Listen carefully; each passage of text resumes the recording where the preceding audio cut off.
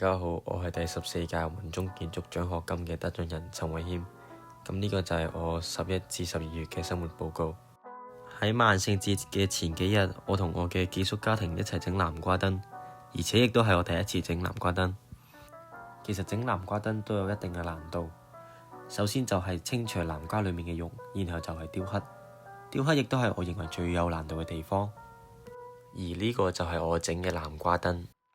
咁喺萬聖節嘅當晚，我就扮演 Batman， 而我就同偉豪同埋其他朋友一齊去 trick or treat。萬聖節後一日，我同偉豪同佢寄宿家庭就去咗 Duluth 旅遊。Duluth 擁有全球最大嘅淡水湖。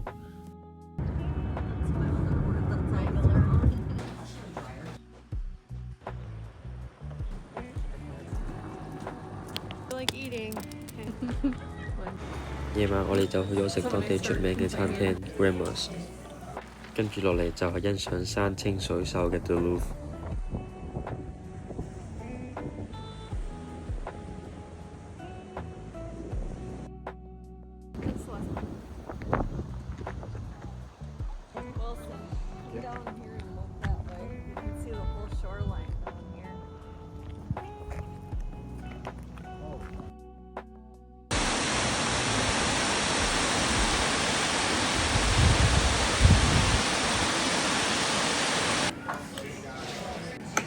之後寄宿家庭就帶咗我去食中式自助餐，我亦都認識咗呢間餐廳嘅老闆娘，佢係來自中國嘅福建。有時得閒我亦都會同我朋友一齊放學出去食嘢。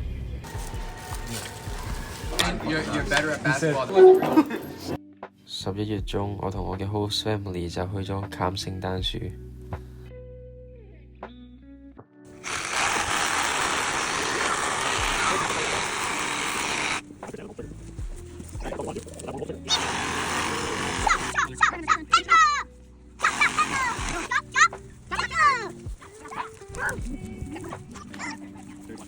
跟住有一日嘅晚上，望上天空就發現原來有北極光。我影低嘅相裏面，北極光係呈現綠色同埋紅色。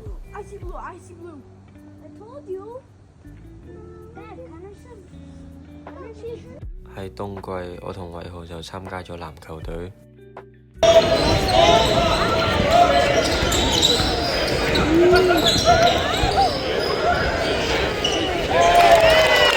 5'11" guard, number 23, Jalen Madden.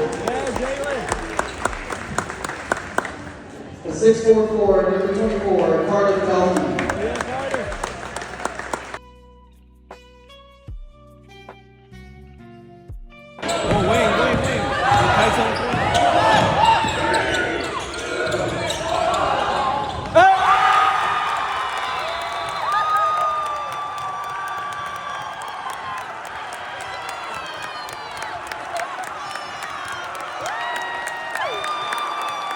而明尼蘇達州其中一個特色就係凍同埋落雪。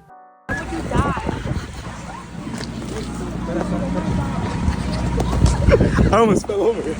Only root for it. That only happens when it's cold and really snow. 喺聖誕節，我 host family 就帶咗我去睇聖誕燈飾。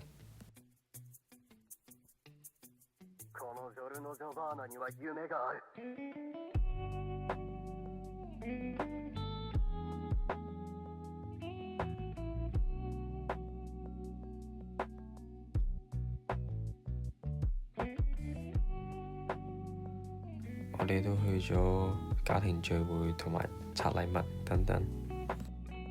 我衷心感謝我嘅寄宿家庭，佢哋送咗我幾件衫、幾條褲同埋一對手套，非常之實用。